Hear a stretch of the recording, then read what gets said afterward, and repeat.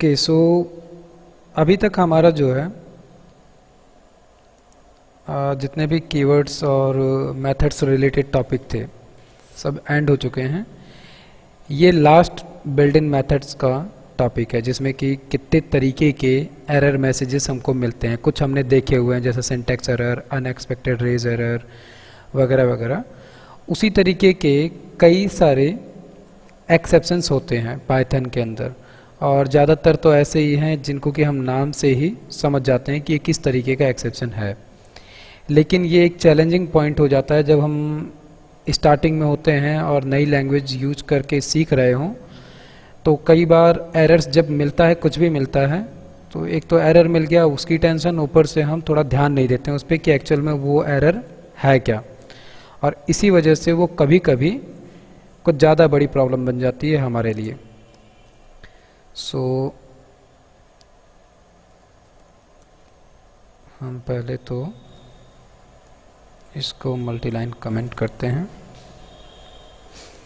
सो ये जो दिक्कत आती है कि एक्सेप्शन किस टाइप का है, किस टाइप का एरर मैसेज आया है, क्या समझें क्या नहीं, उसमें बस ज़रूरी यही है कि जब भी कभी कोड में कोई भी प्रॉब्लम आती है तो जो भी एरर आ रहा है उसको अगर एक बार ध्यान दोगे तो कुछ एक एरर ऐसे होते हैं जो ना समझ में आए, अदरवाइज समझ में आता है कि ये प्रॉब्लम क्यों हो रही है। जैसे हम स्टार्टिंग से जब पढ़ रहे थे प्रिंट वगैरह का यूज, तब भी कई सारे एरर मिलते चले जाते थे, या जब हम डेटाबेस में थे तब भी हमको कई सारे एरर्स मिले थे। और एरर मिलने पे उनको पढ़ने से ये समझ में आ जाता है कि हमको किस लाइन ऑफ कोड में जाकर चेक करना है कि प्रॉब्लम आई है। तो इसी तरीके से अगर हम एरर्स की बात करें तो एक सबसे जनरल एरर जो हमको मिलता है वो है एक तो हमारा अर्थ। और ये सारे के सारे जितने भी एरर्स हैं इन सभी को चेक करने के लिए हमने एट द लास्ट पढ़ा था ट्राई एक्सेप्ट।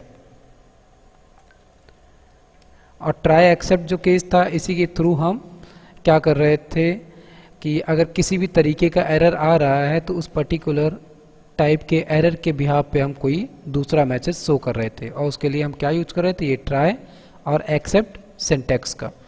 और इस ट्राई और एक्सेप्ट में हमको और भी कुछ चीज़ें मिलती थी जैसे कि फाइनली और एक एल्स।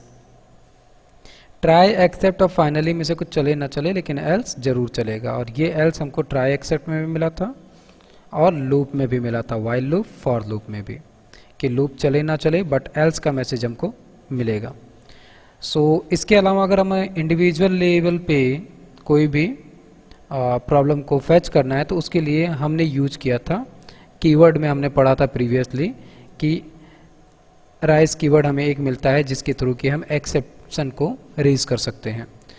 सो ये दो तरीके जो थे इनसे हम क्या कर रहे थे, हम अलग अलग तरीके का, अगर हमें पता है किस तरीके का एरर आ रहा है तो उसके लिए हम मैसेज शो कर सकते हैं। जैसे एक यूज केस लिया जाए तो अगर हम सिंपली एक फंक्शन बनाना चाहते हैं जिसमें कि दो नंबर को ऐड करना चाहते हैं, और हम ये भी चाहते हैं कि जो दो नंबर है वो कोई यूज़र इनपुट करे, तो अगर हम इनपुट का यूज करते हैं तो वो डिफ़ॉल्टली क्या लेता है, हर एक चीज़ को एज ए इनपुट जब वो लेता है तो वो स्ट्रिंग लेता है।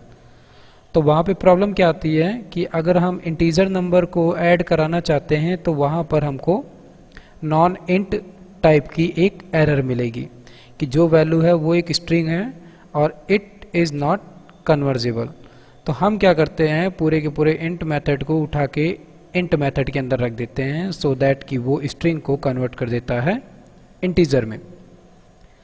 इसी तरीके के बहुत सारे यूज केस हैं, वन बाय वन हम सभी को देखते हैं कि ये कैसे कैसे वर्क कर रहे हैं, कौन से एरर का क्या मतलब है और क्या ये करता है। फाइनली एरर का बस मतलब ये है कि जैसे हर एक चीज़ में एक्सेप्शन के कोड होते हैं। जैसे हम नॉर्मली बात करें एटीएम में अगर जाते हो तो एटीएम में लेफ़्ट साइड या राइट साइड में एक चार्ट लिस्ट लगी होती है और उसमें दिया गया रहता है कि अगर इस टाइप का नंबर आ रहा है तो इसका मतलब ये वाली प्रॉब्लम है, ये वाली प्रॉब्लम है। वैसे ही प्रोग्रामिंग लैंग्वेज में भी हमको बहुत सारे इस तरीके के एक्सेप्शन मिलते हैं कि अगर आपको कोड लिखते समय इस तरीके का कुछ लिखा हुआ मिल रहा है दैट मीन्स कि इसका मतलब ये है, ये है, ये है, ये है। ये पुरानी चीज़ें हैं जो हम कई जगह यूज करते आते हैं, वैसे ही हम पाइथन में यूज कर रहे हैं। तो सबसे पहला तो क्या है कि हमको मिलता है अर्थमेटिक एरर, और इन सभी में एक चीज़ खास है, जब भी ये एरर हमको मिलेंगे तो इनके पहले लेटर्स जो हैं वो कैपिटल ही होते हैं। अर्थमेटिक एरर दैट मीन्स कि जब कभी भी कोई भी न्यूमेरिकल कैलकुलेशन में प्रॉब्लम आती है तो वहाँ पर हमको मिलता है अर्थमेटिक एरर। सो दैट ये किससे रिलेटेड है? It's related to numeric calculation. इसी के अलावा अगर हम बात करते हैं नेक्स्ट एरर की, तो एक एरर हमको मिलता है एट्रीब्यूट एरर। और एट्रीब्यूट का मतलब हमने फंक्शन में पढ़ा हुआ है कि हम नंबर ऑफ एट्रीब्यूट्स देते हैं। अगर एट्रीब्यूट जो भी है उसके रेफरेंस में किसी भी तरीके की प्रॉब्लम आ रही है या असाइनमेंट में प्रॉब्लम है, वैल्यू फेच नहीं कर पा रहा है, नहीं मिल रही है, तो हमको क्या मिलेगा? एट्रीब्यूट एरर मिलेगा। और ये कब मिल रहा है? जब कभी भी हम एट्रीब्यूट के रेफरेंस को या असाइनमेंट कोई भी वैल्यू असाइन कर रहे हैं उसको, वो नहीं हो पा रहा है, तो ये हमको एरर मिलेगा। इसी तरीके से हमको पूरा का पूरा जो है एक्सेप्शन का क्लास मिलता है, और इस एक्सेप्शन की क्लास में कई सारे अलग अलग मेथड्स वर्क करते हैं। इसको हमने कहाँ देखा था? इसको हमने ट्राई और एक्सेप्ट में देखा था। या जब हम रेज करते हैं तो वहाँ पे हम एक्सेप्शन रेज करते हैं कि इस तरीके का अगर एक्सेप्शन रेज हो रहा है तो उसके लिए हमें इस तरीके का मैसेज शो कराओ। और ये सब कुछ हम क्यों करते हैं? ताकि एक कस्टमाइज्ड एरर मैसेज हम यूज़र को दें, ना कि लाइन के किस कोड में कहाँ पे क्या प्रॉब्लम है ऐसा कुछ हम यूज़र को शो कराएं, क्योंकि वो चीज़ उसको समझ में नहीं आएगी। बट एक कस्टमाइज्ड मेथड की कुछ इस तरीके की प्रॉब्लम आई है, आपने नंबर लेने में कुछ गलती की है, या आपने न्यूमेरिक नंबर लेने की जगह पे कोई अदर वैल्यूज़ ली है, सो दैट यूज़र को आसानी से समझ में आ जाएगा और वो आसानी से अपनी गलती को सुधार सकता है। इसके अलावा हमको एक एरर मिलता है फ्लोटिंग पॉइंट एरर। और फ्लोटिंग पॉइंट एरर का मतलब समझ में आ रहा होगा कि फ्लोट पॉइंट जो होते हैं उससे रिलेटेड एरर। कभी कभी क्या होता है कि हम फ्लोट पॉइंट नंबर में एक लिमिट से ज़्यादा पॉइंट नंबर दे देते हैं, दैट मीन्स कि डेसिमल के बाद के नंबर्स, और उसकी वजह से भी हमको एरर मिलता है।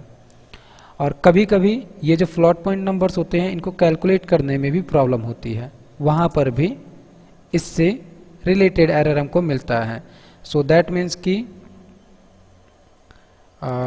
फ्लोट पॉइंट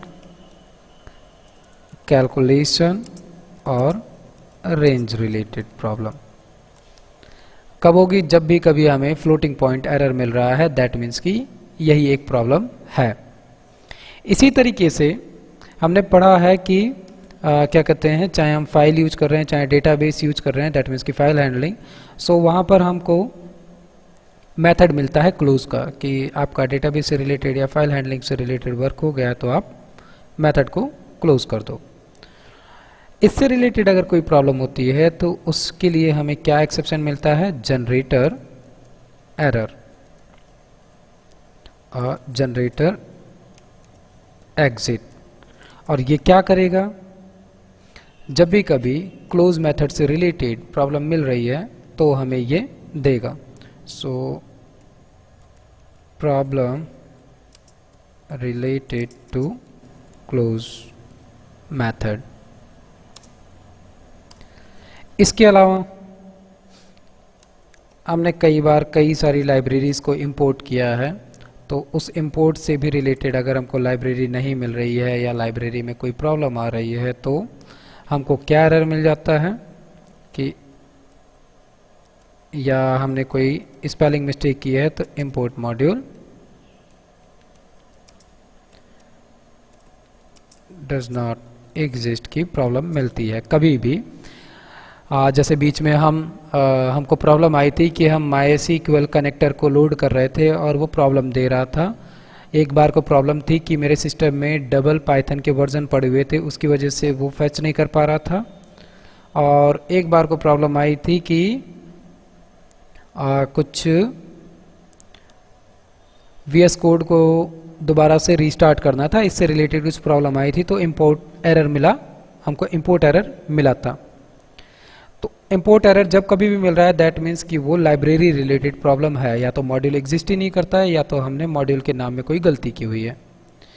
इसके अलावा एक सबसे स्टार्टिंग एरर जो हमको देखने को मिला था, जिस पे हमने सबसे पहले बात की थी, इंडेंटेशन एरर।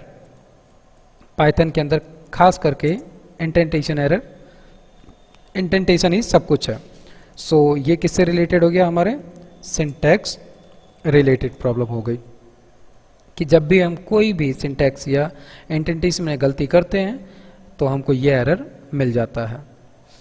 इसके अलावा जब हमने लिस्ट या टपल यूज किया था तो वहाँ पर हमने देखा था कि अगर हम लिस्ट या टपल में कोई गलती करते हैं इंडेक्स रिलेटेड तो हमको एक इंडेक्स एरर मिलता है। और इसका मतलब क्या हुआ कि लिस्ट या टपल जो है वो इंडेक्स फॉर्म में वैल्यू रख रहे हैं, और इंडेक्स फॉर्म में वैल्यू अगर रख रहे हैं तो वो इंडेक्स पोजीशन अगर नहीं मिल रही है तो हमको क्या मिलेगा, सिंपली इंडेक्स एरर मिलेगा। और ये केस हर एक उसके लिए होगा जो कि इंडेक्स में वैल्यूज़ को रखता है, वो चाहे स्ट्रिंग हो या चाहे कोई भी सीक्वेंस हो। अब वो सीक्वेंस चाहे रेंज का हो सकता है, टपल या लिस्ट का हो सकता है। इसके अलावा एक एरर हमको मिलता है की एरर। ये भी बहुत ही कॉमन एरर है, और ये कब मिलता है, जब हमको की ना मिले। और की कहाँ होती है एक्चुअल में, की होती है डिक्शनरी में। सो डिक्शनरी के अंदर जब भी कभी हम किसी की को फैच करने की कोशिश कर रहे हैं और वो एक्चुअल में डिक्शनरी का हिस्सा है ही नहीं, तो हमको की एरर मिलेगा, डिक्ट की रिलेटेड एरर। इसके अलावा अगर हम आगे बढ़ें तो एक एरर हमको मिलता है मेमोरी एरर। और मेमोरी एरर क्या करेगा, जब भी कभी हम कोडिंग कर रहे हैं और हमारे सिस्टम की जो मेमोरी ऑक्यूपाई की गई है, जो अलॉट की गई है, उससे ज़्यादा आगे बढ़ जा रहा है। जैसे कि इन्फिनाइट लूप का केस, जब हम इन्फिनाइट लूप यूज करते हैं तो वो इतनी तेज़ी से रैंडम नंबर जनरेट करना चालू करता है, या इतनी तेज़ी से वो आगे बढ़ता चला जाता है कि बफर जो स्पीड होती है, जो बफर मेमोरी होती है, वो क्रैश कर देती है, उसकी लिमिट एक्सीड कर जाती है। और होता क्या है, एट द लास्ट हम जिस किसी भी प्लेटफॉर्म पे उस कोड को रन कर रहे हैं वो क्रैश होता है और इसके बाद में रीस्टार्ट होता है। तो इस तरीके से रिलेटेड जो प्रॉब्लम होती है वो सब आती है हमारे मेमोरी रिलेटेड एरर में। इसके अलावा एक और सिंपल नॉर्मल एरर जो हमने सबसे स्टार्टिंग में देखा है, नेम एरर। नेम एरर, हम नेम किसको डिफाइन कर रहे हैं, चाहे हम कोई भी वेरिएबल होता है उसको सबसे पहले जब डिफाइन करते हैं तो कोई ना कोई नेम देते हैं। तो जब कभी भी नेम एरर मिल रहा है दैट मीन्स कि ये वेरिएबल रिलेटेड प्रॉब्लम है। इसके अलावा अगर हम आगे बढ़ते हैं तो हमको एक और एरर मिलता है जब हम बात करते हैं अपने ओएस की, और ओएस रिलेटेड एरर का नाम है ओएस एरर। ये कब मिलेगा, जब कभी भी सिस्टम रिलेटेड कोई भी एरर जनरेट होता है प्रोग्रामिंग के साथ में तो हमको मिलता है ओएस एरर। और ये कब मिल सकता है, जब हम अपने ऑपरेटिंग सिस्टम की फाइलों को छेड़ना चाहें। और ये कैसे करते हैं, जब हम फाइल हैंडलिंग का यूज करते हैं। क्यों, क्योंकि फाइल हैंडलिंग के थ्रू हम किसी भी ड्राइवर या पाथ में पड़ी हुई फाइल को टच कर सकते हैं, उसको चेंज मॉडिफाई कर सकते हैं या डिलीट कर सकते हैं। दैट मीन्स कि हम अपने प्रोग्रामिंग लैंग्वेज के इन्वायरमेंट से निकल के ऑपरेटिंग सिस्टम की फाइल के साथ छेड़छाड़ कर रहे हैं। तो ऐसे सारे केसेस में हमको ओएस रिलेटेड एरर मिलता है। इसके अलावा एक एरर हमको मिलता है ओवरफ्लो का, ओवरफ्लो एरर। और ये ओवरफ्लो एरर क्यों मिलता है, जब कभी भी हम न्यूमेरिक कैलकुलेशन करते हैं और वो न्यूमेरिक कैलकुलेशन जो है उसकी लेंथ काफ़ी ज़्यादा हो जाए, तो इस केसेस में क्या होता है, हमको ओवरफ्लो का एरर मिलता है। तो न्यूमेरिक रिलेटेड प्रॉब्लम आती है हमारे ओवरफ्लो में। जैसे कि हम अगर क्या कहते हैं करोड़, अरब और इससे ज़्यादा की वैल्यू लूप के अंदर रन करना चाहें तो उस समय क्या होगा, सिंपली हमारा लूप जो है वो ओवरफ्लो कर जाएगा, क्योंकि वो इतनी तेज़ी से रिपीटेड सीक्वेंस में लूप को घुमा नहीं पाएगा। क्योंकि तुमने देखा होगा कि जब कभी भी हम लूप को रन करते हैं तो वो बड़ी तेज़ी से आउटपुट को 1 बाय 1 प्रिंट करके देता चला जाता है, और जब इतनी तेज़ी से रन करता है तो वो बहुत सारी मेमोरी उस समय कंज्यूम करता है, और वो जो मेमोरी कंज्यूम करता रहता है वो आगे बढ़ने के साथ में उसको इतनी तेज़ी से चाहिए होती है कि उतनी तेज़ी से उसको मिल नहीं पाता है, और उस समय वो क्या करता है, ओवरफ्लो एरर हमको शो करता है। इसके अलावा जब हम फाइल हैंडलिंग की बात करते हैं तो वहाँ पर एक प्रॉब्लम और हमें मिलती है, या कभी भी हम जैसे किसी ऑब्जेक्ट की बात करते हैं और वो ऑब्जेक्ट हमें नहीं मिलता है तो हमें प्रॉब्लम मिलती है रेफरेंस की। सो दैट मीन्स कि हमने कोई क्लास बनाई है, उसका ऑब्जेक्ट क्रिएट किया है, और वो ऑब्जेक्ट अगर हमें नहीं मिल रहा है या उस ऑब्जेक्ट में कोई प्रॉब्लम है, सो देन हमको क्या मिलेगा, रेफरेंस एरर, और ये किससे है, ऑब्जेक्ट रिलेटेड प्रॉब्लम है। इसके अलावा एक प्रॉब्लम हमको मिलती है रन टाइम एरर की, और रन टाइम एरर जो है ये हमें कब मिलता है, जब कभी भी हम कोई स्पेसिफिक टाइप के एक्सेप्शन को चेक कर रहे हैं और वो स्पेसिफिक टाइप का जो एरर है जो कि एक्चुअल में उससे रिलेट करता ही नहीं है जिसके लिए हम वो चेक कर रहे हैं, तो हमें क्या मिल जाएगा, जैसे मान लो कि हम सिंटैक्स एरर रिलेटेड कोई एक्सेप्शन के लिए एरर रेज करना चाहते हैं और एक्चुअल में वो सिंटैक्स रिलेटेड एरर है ही नहीं, कोई और एरर है, तो उस समय हमें क्या मिलेगा, रन टाइम एरर मिलेगा। इसके अलावा हमने नेक्स्ट और इटर का केस पढ़ा था, और नेक्स्ट और इटर का केस जो हमने पढ़ा था वो पढ़ा था कि कैसे लूप एक्चुअल में रन करता है। तो जब हमने उसको पढ़ा था तो वहाँ पर जब कभी भी इटरेशन को हमें रोकना होता था तो उसके लिए हम स्टॉप इटरेशन का यूज करते थे, और स्टॉप इटरेशन का जो यूज करते थे इससे होता क्या था कि जो लूप चल रहा है कंटिन्यूअस वो रुक जाएगा। लेकिन स्टॉप इटरेशन का एरर ये जो जनरेट होता है, स्टॉप इटरेशन, ये एरर तब जनरेट होता है जब कि नेक्स्ट मेथड हम यूज कर रहे हैं और उस नेक्स्ट मेथड के पास अब कोई आगे इंडेक्स पोजीशन वैल्यू नहीं पड़ी हुई है, तो हमें क्या एरर मिल जाएगा, स्टॉप इटरेशन का। और इसी स्टॉप इटरेशन एरर का यूज करके हमको ये पता चल जाता है कि ठीक है अब लूप को हमें रोक देना है। इसके अलावा एक और सिंपल सा एरर हमको मिलता है सिंटैक्स एरर। जब कभी भी हम सिंटैक्स में गलती करते हैं कि इफ़ लिखना था इफ़ की जगह कुछ और लिख दिए, या व्हाइल लूप की पैरामीटर में हमने कुछ और पास कर दिया, पास कुछ और होना था, तो इस तरीके के एरर्स जितने भी होते हैं वो सारे के सारे आते हैं सिंटैक्स एरर में। इसी सिंटैक्स एरर से रिलेटेड एक और एरर है टैब एरर। टैब एरर तुम लोगों ने ध्यान दिया होगा, मैं ज़्यादातर टाइम जब प्रिंट यूज करता हूँ तो उसमें न्यू लाइन का यूज करता हूँ, वैसे ही /n की जगह पे अगर हम /t यूज करते हैं तो उससे क्या होता है, एक टैब का स्पेस जनरेट होता है। तो इंटेंटेशन की अगर हम बात करें तो इंटेंटेशन में तुमने देखा होगा कि अगर हम नॉर्मल प्रिंट लिख रहे हैं और एक स्पेस के बाद में अगर हम प्रिंट लिखें तो हमको इंटेंटेशन एरर मिलता है। इस तरीके के अगर फालतू के स्पेसेस होते हैं किसी भी स्ट्रिंग के अंदर या कहीं पर भी जो कि एक्चुअल में एक इंटेंटेशन एरर जनरेट कर रहा है, सो उस केस में अगर वो केवल और केवल स्पेस रिलेटेड प्रॉब्लम होती है तो वो आ जाता है हमारा टैब एरर के अंदर। इसके अलावा अगर हम थोड़ा सा और आगे बढ़ें तो हमको एक एरर और मिलता है जिसका नाम है टाइप एरर।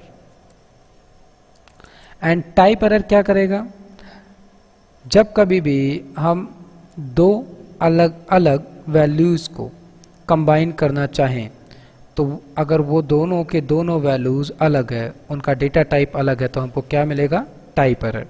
तो ये किससे रिलेटेड है, डेटा टाइप रिलेटेड प्रॉब्लम है। इसके अलावा अगर हम बात करें थोड़ा सा आगे तो हमने पढ़ा था आस्की कोड एंड यूनिकोड।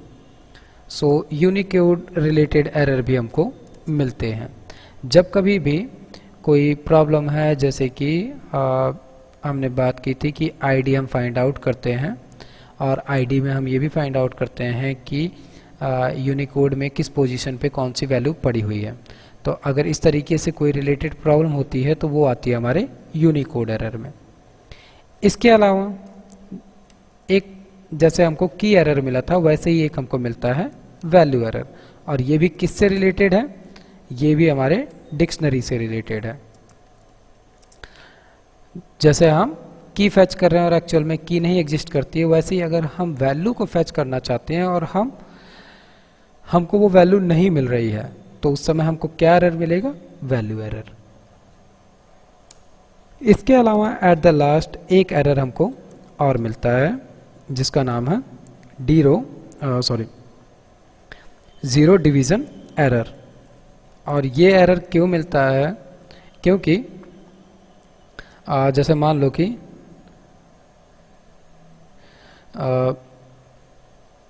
हम मैथमेटिकल ऑपरेशन परफॉर्म कर रहे हैं और जो मैथमेटिकल ऑपरेटर परफॉर्म कर रहे हैं ऑपरेशन, उसमें जो ऑपरेटर हम यूज कर रहे हैं उसमें एक से ज़्यादा ऑपरेटर्स हैं। अगर दूसरा वाला ऑपरेटर हमको जीरो मिल रहा है तो उस केस में क्या होता है, ज़ीरो डिवीज़न एरर, क्योंकि हम डिवीज़न की बात कर रहे हैं कि हमको डिवीज़न करना है, लेकिन डिवीज़न करते समय हमको जो दूसरा ऑपरेटर देना था या वैल्यू देनी थी वो हमने ज़ीरो दे दी, तो वो क्या कहेगा कि ज़ीरो डिवीज़न एरर है और ज़ीरो नॉन एक्सेप्टेबल है। तो ये सारे के सारे जो हैं ये एक्सेप्शन के केसेस हैं, एक्सेप्शन के लिए। सो हमारा काफ़ी हद तक जो काम है पाइथन का वो फिनिश है। अब ज़रूरी क्या है कि जैसे ये इतने सारे हमको एक्सेप्शन मिल रहे हैं तो इन एक्सेप्शन को एक बार देखना बस इसलिए ज़रूरी है क्योंकि प्रोग्रामिंग लैंग्वेज में एरर बहुत ही हेल्पफुल चीज़ होती है। जब तक कि हमको एरर नहीं समझ में आएगा तब तक हम प्रोग्रामिंग अच्छे से नहीं कर सकते हैं, क्योंकि हर एक स्टेप पे हमें कुछ ना कुछ एरर मिलता रहता है। और जब कभी भी हम कोडिंग कर रहे होते हैं तो हमको 50 तरीके के अलग अलग यूज केस बना के चेक करने होते हैं, और सारे के सारे यूज केस बनाने में हमको बहुत सारे एरर्स मिलते हैं। एक बार हम एरर को समझना चालू कर दिए तो हमको पूरी तरीके से प्रोग्रामिंग लैंग्वेज का फ़्लो भी समझ में आने लगता है कि एक्चुअल में प्रोग्रामिंग लैंग्वेज का फ़्लो जा कैसे रहा है। तो अभी तक जितना हमने देखा समझा पाइथन के बारे में कि इसके basic concepts, advance concepts, database से कनेक्टिविटी, इसके अलावा इसमें कितने सारे बिल्ट इन मेथड्स हैं, कीवर्ड्स हैं। एक्चुअल में जो हमने लास्ट में ये कुछ 3-4 टॉपिक्स देखे हैं कि कितने बिल्ट इन मेथड्स हमको मिलते हैं पाइथन के अंदर, कितने सारे कीवर्ड्स मिलते हैं, ये 2 चीज़ें बहुत ही इंपॉर्टेंट थी। और तीसरी जो है ये एक्सेप्शन, क्योंकि जितने कीवर्ड्स हैं और जितने मेथड्स हैं, बिल्ट इन मेथड्स, हम स्टार्टिंग में इन्हीं का यूज करके कोडिंग चालू करते हैं। प्रोग्रामिंग लैंग्वेज के अंदर यूज़र डिफाइन फंक्शंस को छोड़ दो या जो भी हम यूज़र डिफाइन स्ट्रिंग्स लिखते हैं उनको छोड़ दो, तो एक चीज़ नोटिस करोगे कि प्रोग्रामिंग लैंग्वेज के अंदर जितने भी चीज़ें हम लिखते हैं वो सब कुछ पहले से इसके अंदर डिफाइन की गई हैं, हम उन्हीं का यूज करते हैं। हमको कोई वेरिएबल डिफाइन करना है, कोई कंडीशन, कोई लूप डिफाइन करना है, कोई फंक्शन डिफाइन करना है, क्लास डिफाइन करना है, हर एक चीज़ के लिए पहले से स्पेसिफिक कीवर्ड्स दिए गए हैं कि हमको जिस तरीके का काम है उस तरीके के कीवर्ड्स यूज करें।